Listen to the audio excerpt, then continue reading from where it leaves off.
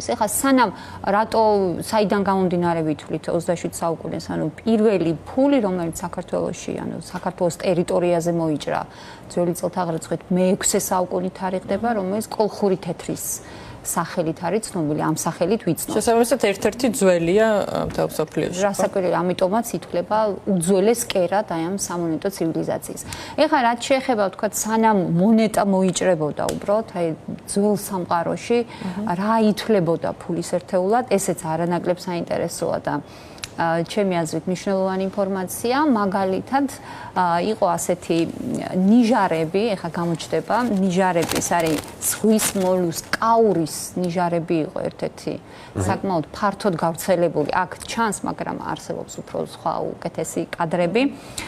ეს კაურის ნიჟარები იყო ჩინეთში განსაკუთრებით პოპულარული და ზოგადად პირველ მონეტურ ფორმად ნიჟარა ითვლება. ეხლა რატო იყო ეს ნიჟარები პოპულარული? იმიტომ რომ ერთი მისი მოპოვება არ იყო ხელმისაწვდომი და ესე მარტივი. შემდეგ სატარებლად იყო ძალიან იოლი, პატარა იყო და რაც თავარია მისი გაყალბება იყო პრაქტიკულად შეუძლებელი. ეხლა საინტერესო და ფილმის მომგვრელია ის ფაქტი, რომ გაყალბების შემთხვევები მარტო თქვა თანამედროვე ქაღალდის ფულის შემთხვევაშიც არ არის, უძველეს მონეტებზეც კი არის მცდელობა ვალუტის გაყალბების, ასე ვთქვათ. და ეს ნიჟარა, კაურის ნიჟარები იყო საშუალება, ისი გაყალბებაც არ ხდებოდა, ანუ შეუძლებელი იყო პრაქტიკულად. ეხლა ძალიან პოპულარული იყო ჩინეთში, კიდევ ჩვენ სამეზობლოში, არა მარტო თქვა შორეულში, იგივე აზერბაიჯანში, რუსეთში, მონღოლეთში 400-500 წლის წინ გამოიყენებოდა ზვას როგორც ვალუტა. აი ინდოეთში მაგალითად 1900-ლამდე, აი სულ ახლა 125 წლის წინ პროდუქტების საყიდლად იყო სიტუაცია, რომ თქვა გამოიყენებინათ ეს კაურის ნიჟარა. შემდეგ აი როცა უკვე მოხდა ზღვაზე ფართო გასვლა და ზღვა გახდა უფრო ნაცნობი და ხელმისაწვდომი ადამიანებისთვის, შემდეგ კაური უკვე გაუფასურდა და აი გაუფასურების საილუსტრაციოდ ერთი ესეთი წავიკითხე უგანდაში, მაგალითად 1700 წლისთვის უგანდაში ცოლს იყიდდა ადამიანი ორ ნიჟარად, ასეთი იყო ღირებულება და შემდეგ უკვე როდესაც ქვეყანას მიეცა საშუალება გასულიყო ზღვაზე, უკვე 1000 ნიჟარა იყო საჭირო ცოლის საყიდლად. ანუ ეს რამდენად მოხდა აი ამ გაუფასურება ამ ნიჟარების. გარდა ნიჟარების, აი ძველად განსაკუთრებით აი ძველ ეგვიპტეში იყო ხორბალი. ითვლებოდა ძალიან მნიშვნელოვან ვალუტად. ხორბლის ხსენებაზე ჩვენ ეგრევე გაგვახსენდა ბიბლიური ისტორია, რომელიც ეხება იოსებს. იოსებმა ეგვიპტეში აი ნაწინასწარმეტყველების შიმშილობის თავიდან ასარიდებლად, თანამედროვე ტერმინით რო ვთქვათ, აი საშემოსავლო 20%-იანი მოითხოვა ხორბლით, ანუ და ამით შეავსო ბეღელი და გადაარჩინა ეგვიპტე შიმშილს, ანუ ესეთი ისტორია გვაქვს. და გარდა ამ ისტორიის, ანუ არსებობს უამრავი წყაროები, სადაც წერია, რომ არსებობდა აი სახელმწიფო მარცვლეულის ბანკი ძველ ეგვიპტეში, სადაც მაგალითად დანაზოგი, ანუ ხორბალი შეგეძლო შეგენახა და ისევე როგორც დღეს ჩვენ ვინახავთ აი ესეთ ფულს. გარდა ხორბლის, ანუ სხვა საინტერესო რაც შეიძლება ვთქვათ იყოს, ეს არის მარილი, მარილი შეგვიძლია ვაჩვენოთ. იყო ქვეყნები, სადაც მარილს უფრო დიდი ღირებულება ჰქონდა და უფრო ძვირი იყო მარილი, ვიდრე ოქრო. აი მაგალითად ასეთი ქვეყანა იყო ეთიოპია, სადაც მარილის ნატეხს იმავე წონის ოქროზე 10-ჯერ მეტი ღირებულება ჰქონდა. და შუა საუკუნეების ევროპაშიც კი მარილი გამოიყენებოდა როგორც აი ერთეული და საქართველოშიც იშვიათი მოვლენა იყო მარილი თუ გახსოვთ. ადრეც კი ვისაუბრეთ ამაზე, გამოთქმაც კი გვაქვს, ხო? მარილზე გავიდა. მარილზე კი. რაც ნიშნავს ადამიანის სიკვდილის ეკვივალენტია, იმიტომ რომ იმისათვის რომ მარილი ჩამოეტანათ, რაღაცა მთელი დელეგაცია და ქარავნები მიდიოდა აღზევანში, თუ სწორად ვამბობ ამ სიტყვას და ყაჩაღები ესხმოდნენ ქარავნებს იმისათვის რომ წაერთმიათ მარილი. და მარილზე წასვლა პრაქტიკულად სიკვდილის ტოლფასი იყო და ამიტომ დღემდე არის დამკვიდრებული ეს გამოთქმა ჩვენში. აი როგორც ხედავთ, აი მარილიც ესეც იყო აი ფულის ეკვივალენტი ძველ დროში. იყო სხვა უცნაური ტიპის ეკვივალენტები, იყო მაგალითად ფრინველის ფრთა, ბევრი სხვა რამეც, აი გავრცელებული ჩინეთში მაგალითად იყო ჩაის კუბები, იმიტომ რომ ხა მაინც აი ნახეთ როგორი მნიშვნელოვანი ის არის, ჩაის კუბებიც ითვლებოდა ფულის ერთეულად, ჩინეთში, ტიბეტში, მონღოლეთში იყო თქვათ. ფულის ერთეულად გამოყენებული. გარდა ჩაის კუბებისა, თქვათ, იქ მექსიკაში იყო კაკაოს მარცვლები, ანუ გააჩნია რომელ ქვეყანას რა რესურსი ჰქონდა. მაგალითად, იქ სადაც იყო ცივი კლიმატი, კანადა თუნდაც, აი ციმბირი, ალიასკა, იქ ფულის ერთეული შეიძლება და ძვირფასი ბეწვი ყოფილიყო. აფრიკაში, მიმოქცევაში იყო ადამიანი საერთოდ მონებით ხდებოდა ფულის გადახდა და სხვა უამრავი ისეთი საინტერესო ფულის ერთეულს იცნობს, ეხლა ძალიან ბევრი შეიძლება ამაზე ვისაუბროთ, მსოფლიო ისტორია. შემდეგ უკვე იწყება ესეთი მონეტების, ლითონის მონეტების მოჭრა. მონეტების ისტორია ჩვენ მაინც განვიხილოთ ჩვენი ქართული მონეტის კოლხური თეთრის საფუძველზე და რაც შეეხება თვითონ ქაღალდს, აი აქაც ვხედავთ, ქაღალდის მოჭრა, ანუ ქაღალდი პირველად ჩინელებმა გამოიყენეს. ეს იყო მე-9 საუკუნის დასაწყისი და ვინაიდან ხალხი მიჩვეული იყო ეხა სხვადასხვა პროდუქტებით, თუნდაც იგივე მონეტებით მიმოქცევას აი ფულის, ქაღალდს არ უყურებდნენ სერიოზულად. ანუ ქაღალდის ფულად დანერგვას რაღაცა გარკვეული რეფორმები დასჭირდა და აქ ჩვენ გვერდზე ვხედავთ იმპერატორის სურათია ნახატი გამოსახული. მაშინდელმა იმპერატორმა გამოსცა კანონი, რომლის მიხედვითაც თუ მაგალითად ადამიანი უარს იტყოდა ქაღალდის ფულის აღებაზე, მას დასჯიდნენ სიკვდილით და ამის შიშით ნელ-ნელა ესე მიმოქცევაში წავიდა ქაღალდის ფული.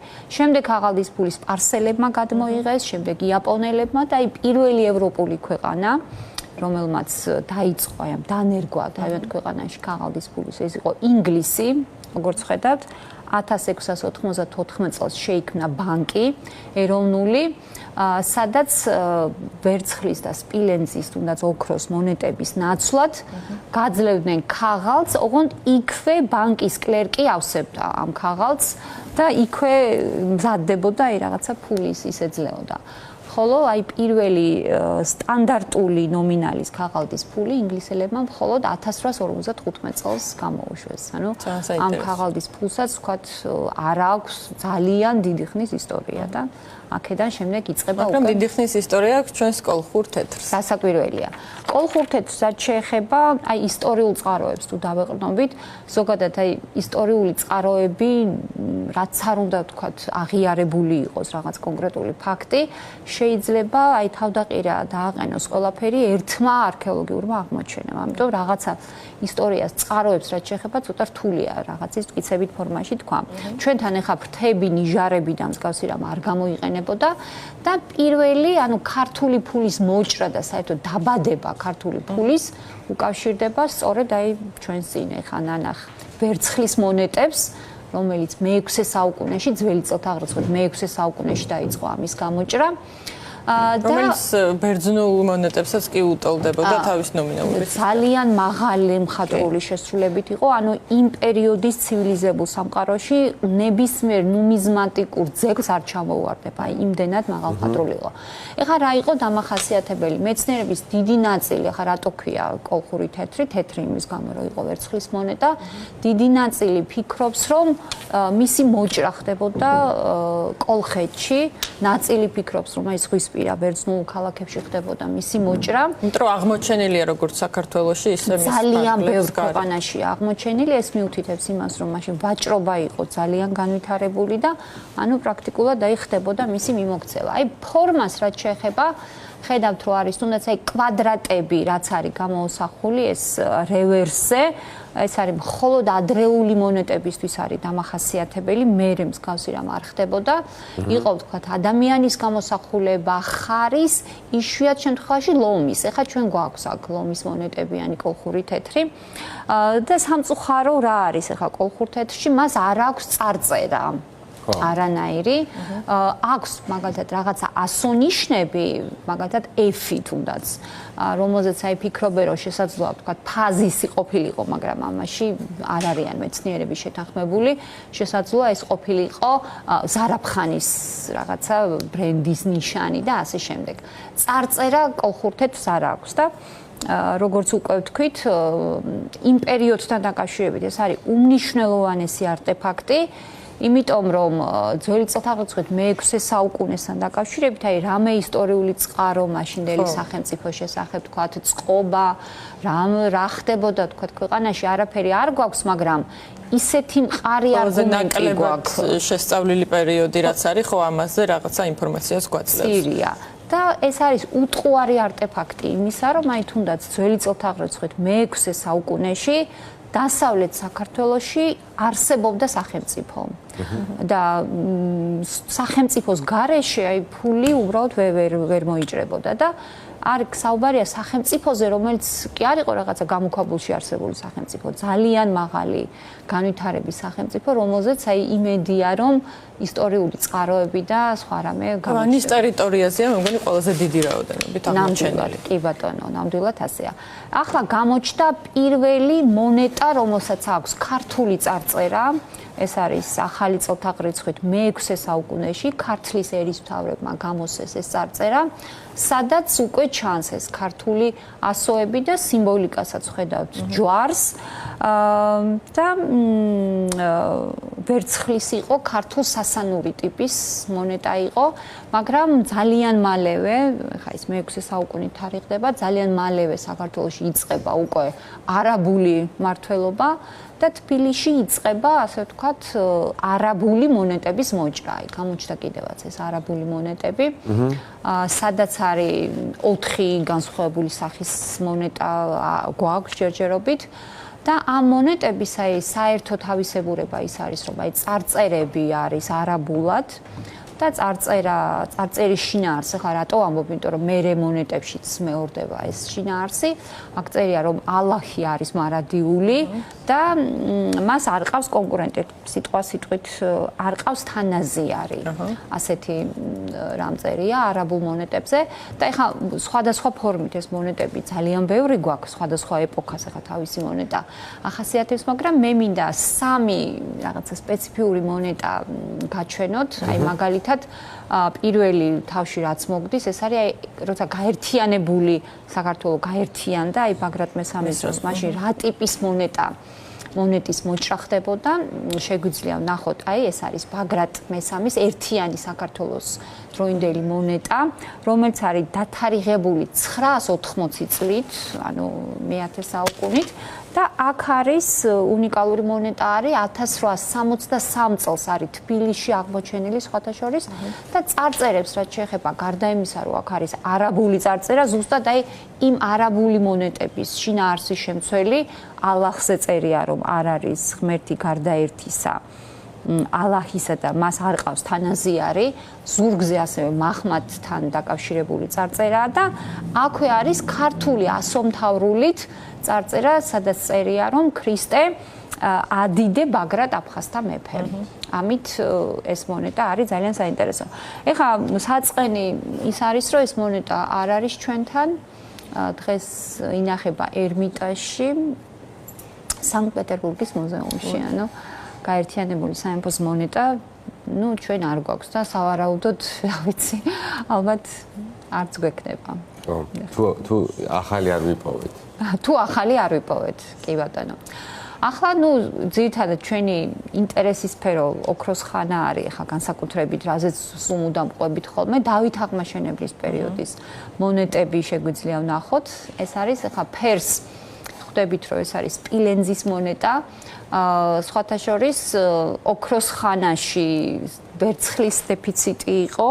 სპილენძის მონეტები იჭრებოდა დავით აღმაშენებლის და თამარ მეფის დროსაც და ერთ ვერცხლის დეფიციტის გამო საუკუნეზე დიდი ხნის, ანუ საუკუნეზე მეტი არ იჭრებოდა საქართველოში და მის მეზობელ სამეფოებშიც, ანუ მარტო ანუ საქართველოს. ამ პერიოდში სულ სპილენძის მონეტები. სპილენძის მონეტები. ხო?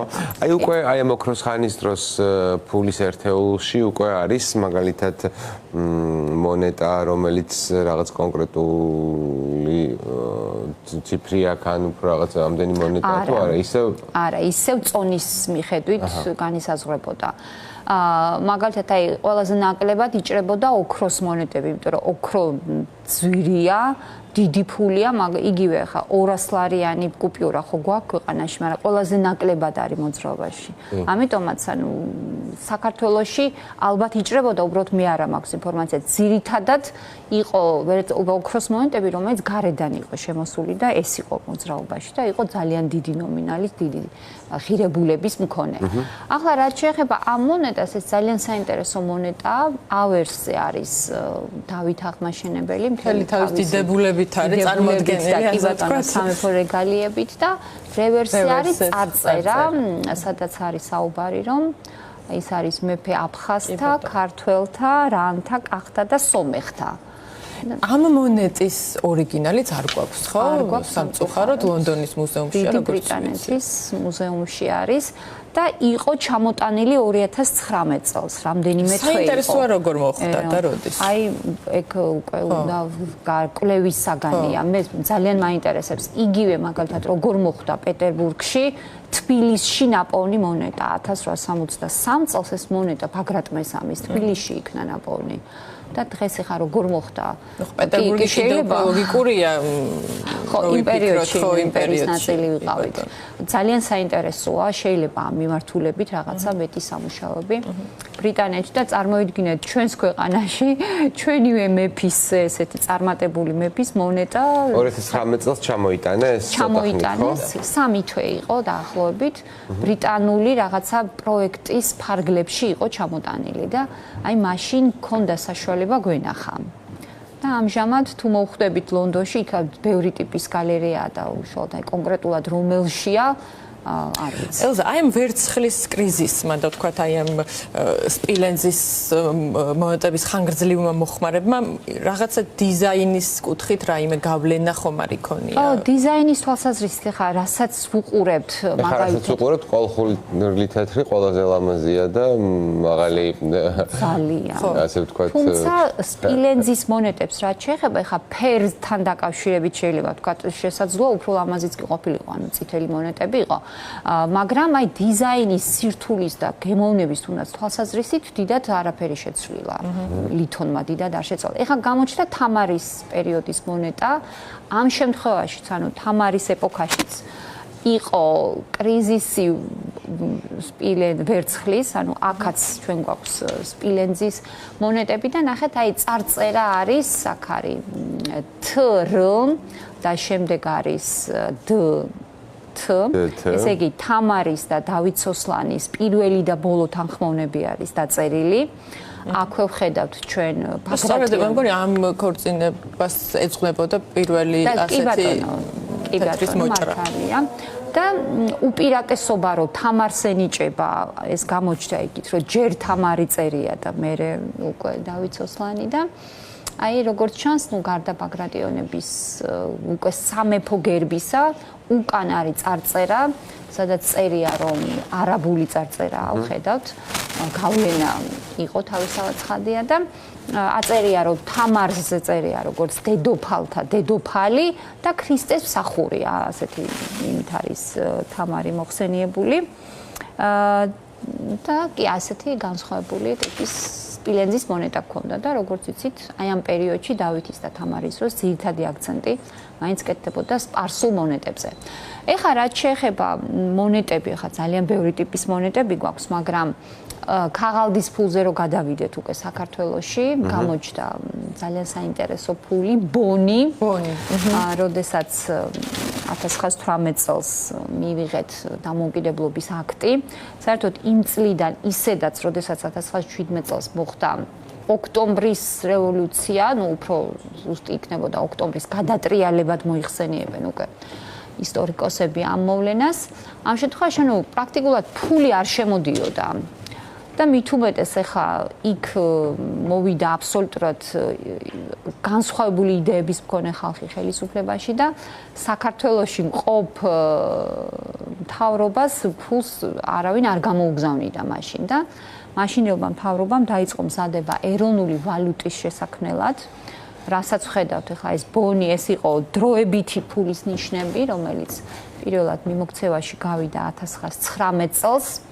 და საინტერესო იყო დიზაინის თვალსაზრისითაც, აი მაგალითად ეს არის უნიკალური ფული, ეს ქართველი ქალი, რომელიც შუაში ზის, ანუ საქართველოს სიმბოლო იყო, წარმოადგენდა და ამას წინათ მოვისმინე, რომ აი ქართველი ემიგრანტები, ხო, ეს ფული თვითონ დიდი იყო, აი არის მუზეუმებში, ძალიან შრამბეჭდავია სანახავად და თვითონ ამ ქალს რაც შეეხება 3 ლამაზი ქალიდან აიღეს პროტოტიპი არის 3 ქალი დგას ამ ერთი ქალის უკან ეს ყოფილა მერი შერვაშიძე, მელიტა ჩოლოყაშვილი და მესამე არის მაჩაბელი, ელენე ერქვა თუ არ მეშლება, ამ 3 ქალი და აი ემიგრანტები ამბობდნენ რომ როგორც როცა ამ ფულს ხედავდითო, აი ვცნობდითო ამ ქალებსო, რომლებიცო მაშინო ჩვენს გარშემო იყვნენ ეს 500 მანეთიანი ბონი იყო აი განსაკუთრებული დიზაინით შექმნილი. ეგეც როგორც წერილია ბონისათვის პასუხისმგებელია საქართველოს რესპუბლიკა მთელი თავისი ქონებით ფინანსთა სამინისტრო. დიახ, დიახ. ძალიან საინტერესო. თუმცა მაინც არ დასცალდათ ეროვნული ვალუტის შექმნა, რომელზეც იყო მუშაობა დაწყებული. რა თქმა უნდა, პირველი ნიშნები იყო უკვე ამის სახით და ძირითადად ეს ფული მოქმედებდა მაინც 1921 წლამდე. ყველაფერს ექცეოდა, აი ხედავთ კიდევაც, აი რა მაღალი მხატრული და დიზაინით არის შესრულებული. მხატრები, ვინც ყავდათ მიწვეული, ეს იყო ვინც შექმნა, ანუ ესკიზი. დიმიტრი შევარდნაძე, ჰენრიხ ხრინევსკი და იოსებ შარლემანი, ეს ბოლო შარლემანი კი გადარჩა, ნუ ეს ძალიან ისეთი ცნობილი ადამიანი იყო სამხატვრო აკადემიის ერთ-ერთი ფუძემდებელი და გრაფიკის ფაკულტეტის ხელმძღვანელი. შარლემანის გარდა ის ორი დიმიტრი შევარდნაძე და ხრინევსკი კი დახვრიტეს რეპრესიების დროს, ანუ ვინც შექმნა აი დიზაინი ამ ბონების. და როგორც ვთქვით, 1921 წელს, როდესაც მოხდა აი ოკუპაცია, ამ პერიოდში უკვე დამთავრდა ამ ფულის მიმოქცევა და საერთოდ უკვე შეიცვალა სიტუაცია. ნუ მერე შემოდის მანეთი, კი ვიცით, ესეთი ამბავი, ზუსტად აი 22 წლიდან უკვე ნელ-ნელა ამან მიიღო მასობრივი სახე და 1924 წლიდან უკვე კანონით აიკრძალა საბჭოთა კავშირის ტერიტორიაზე სხვა ფულის გამოყენება.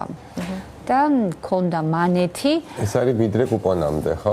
დიახ, დიახ, ეს კუპონის თემა უბრალოდ ისეთი ის იყო, კუპონი აღარ წამოვიღე, ანუ რაღაცა სულ ასოციაციებს და მოგონებებს აჩენს დამტვირთულად. კუპონები 90-იანი წლების ძალიან დიდ გაჭირვებას. უამრავი ფული ქონდა ყველას. და მილიონები ხელში რეალურად არ გეჭირა არაფერი. უამრავი ფული ანაში და უბრალოდ მე მახსოვს აი ჩემი მშობლების და მათი თაობა, რომლებიც ფულს ინახავდნენ აი ამ ანაბრებზე და აღმოჩნდა რომ არაფერი არ ქონდათ რეალურად. აი მათთვის ეს იყო ძალიან მძიმე ამბავი.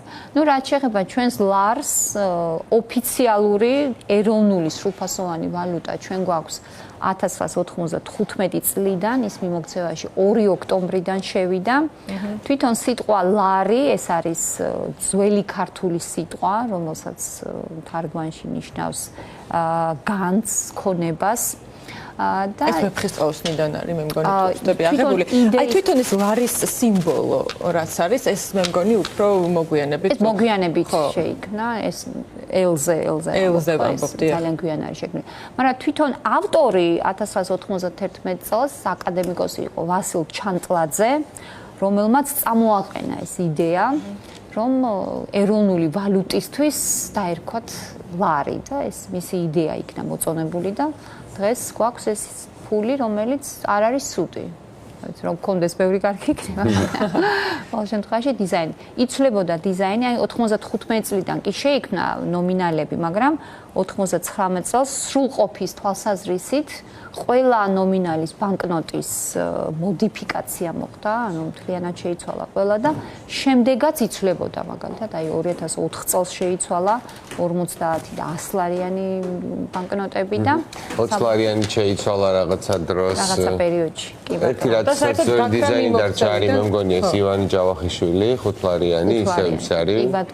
კი ბატონო და 1 ლარიანი და 2 ლარიანი გაქრა საერთოდ არა და ჩვენი 2 ლარიანი მონეტა იყო ძალიან პოპულარული განსაკუთრებით ევროპაში და აი დიზაინის თვალსაზრისითაც და აი როგორც სპეციალისტები აი ვინც ამ დარგში მუშაობს ისინი ყვებიან რომ აი ყველგან სადაც კი წარმოადგენდითო იწევდა აღფრთოვანებას. ეს 2 ლარიანი შუაში ყვითელი გული ისევ ისეთი არ არის თუ ისევ ისეთი კი უბრალოდ რაღაც 50 თეთრიანი მონეტა შეიცვალა სპილენძი ლატუნის იყო და ახლა და მცირე ზომის იყო. მცირე ზომის ხო სამუშო ტაქსი ღირდა 50 თეთრი უნივერსიტეტში რომ დავდიოდი და კედან ელზა ყვარელში გვაქვს ფულის მუზეუმი. ფულის მუზეუმი აქ ქონდა ლეონიძის ქუჩაზე და გადატანილია ყვარელში და სხვათა შორის არის ერთ-ერთი ძალიან საინტერესო მუზეუმი, რომლის მონახულება აუცილებლად ღირს. ზოგადად გარდა ფულის მუზეუმისა, რომელიც ყვარელშია, ჩვენთან ეროვნულ მუზეუმშიც არის უნიკალური მონეტები. რომლის დათვალიერება მაგალითად კი დროს მოითხოვს და აი რაღაცა გიდების საშუალებით შეიძლება ამის თქვა რა რომელ ეპოქას წარწერებიც არის, მაგრამ იქ არის აი პირველყოფილი ფულიდან, აი ზოდების სახით რო იყო, ჯერ კიდევ არ არის დაჭრილი და ისეთი მონეტის ფორმა რო არ აქვს, აი იქიდან მოყოლებული საკმაოდ მდიდარი კოლექცია. მიუხედავად იმისა, რომ არ გვაქვს ახლა შესაძლოა რაღაცა მნიშვნელოვანი მონეტები, მაგრამ მაინც არის ძალიან ზოგადად ჩვენ გვაქვს ძალიან საინტერესო მუზეუმები, სადაც ნაკლებად დავდივართ, ასე მგონია. არის შენი რაღაცნაირად წუხილი ელზა, რომ თქოს არა გვაქვს ამის კულტურა, რომ უფრო ხშირად ვეწვიოთ და შეგვიძლია ვთქვათ, რომ არა და როცა მივდივართ საზღვარს გარეთ, იქ თქვათ პირველი რასაც ვაკეთებთ არის ის, რომ იმ ქვეყნის მუზეუმს ძალიან ხშირად მიწევს ხოლმე თბილისში დატურების ჩატარება და აი მანდ მივხვდი, რომ საქართველოში ძალიან მნიშვნელოვანია შევიძინოთ ჩვენივე სიმდიდრის, ანუ იმ არტეფაქტების დათვალიერების და შესწავლის კულტურა ძალიან მნიშვნელოვანია. არიან ადამიანები, რომლებმაც ლუვრის მუზეუმი ბევრად უფრო კარგად იციან, ვიდრე საკუთარი მუზეუმი და უფრო მეტიც მსოფლიოს ყველა ცნობილ მუზეუმში არიან ნამყოფი და არც ერთხელ საკუთარ მუზეუმში. იგივე თუნდაც აი 18 მაისს ეს ძალიან კარგი პრაქტიკაა მუზეუმების საერთაშორისო დღეს. ყველა ეროვნული მუზეუმი არის უფასო. ელზა, ერთი კითხვა, მაგრამ როგორ გადაწყდება ხოლმე, თქვათ, რომელი იგივე ეროვნული გმირი თუ არ ვიცი საზოგადოებისთვის მნიშვნელოვანი ადამიანის გამოსახულება უნდა იყოს დატანილი რომელიმე ბანკნოტზე? ძირითადად